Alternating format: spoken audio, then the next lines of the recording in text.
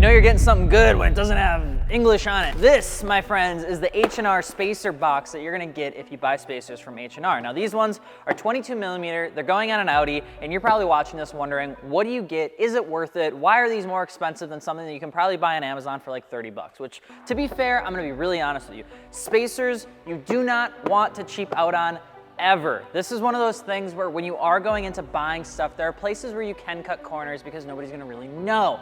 On spacers though, it is one of those things that it impacts how the car feels, it impacts how the wheel's going to react to the road, it's gonna impact a lot of your suspension components and your geometry, and a lot of times people hate spacers right out of the get-go, but a lot of times a good small spacer is actually gonna do you a lot of good.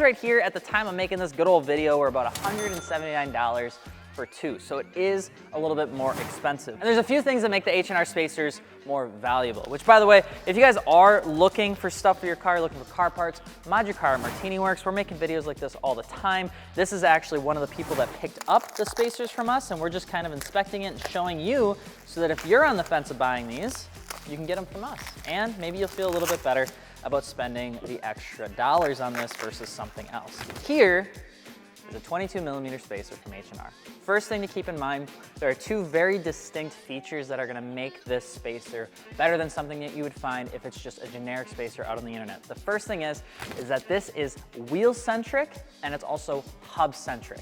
What that means when it's hub-centric is that the inside right here is actually precision milled to match the vehicle that it's going onto. So when this actually mates onto the hub, there is no wiggle, there is no space, there's no place for this to play around. It's gonna seat fully and it's gonna seat correctly. When I say wheel-centric, it's just another version of saying that this mounting surface right here, this diameter, is perfectly aligned with the wheel size, that big hole in the middle, so that there's no play there either.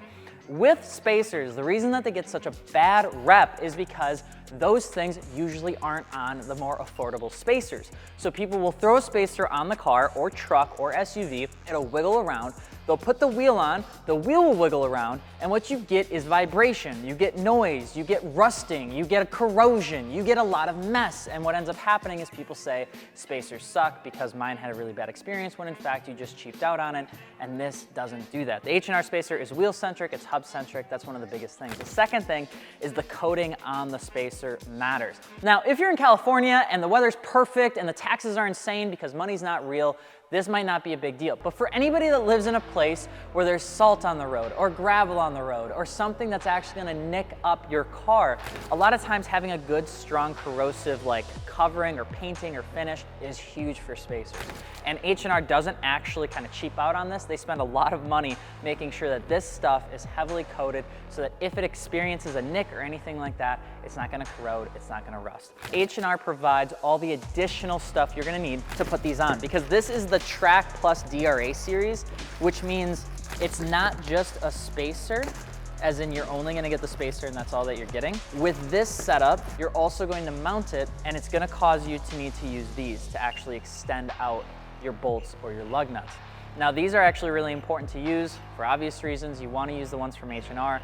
They're provided and they're specifically built for this. What happens is you mount it on, this screws into the existing bolt holes on the vehicle, and then when you put the wheel on, you mount it to these new holes that are conical, and then you mount and torque it to spec, and then you're right as rain. If you guys are wondering if it's worth it to buy H&R, usually I say H&R is a brand that's been around for a long time. They're German, and if anything is made in Germany, it has the strictest, I'm not kidding, it has the strictest laws for anything as it comes to aftermarket automotive. The reason people love BBS wheels so much, for instance, and the reason that BBS is such a proud partner of saying that they're made in Germany is because for you to get a wheel made in Germany and actually approved for road use, it is impossible. Like 90% of wheels will always say that they're JWL and VIA tested, but they will almost never say that they're TUV tested.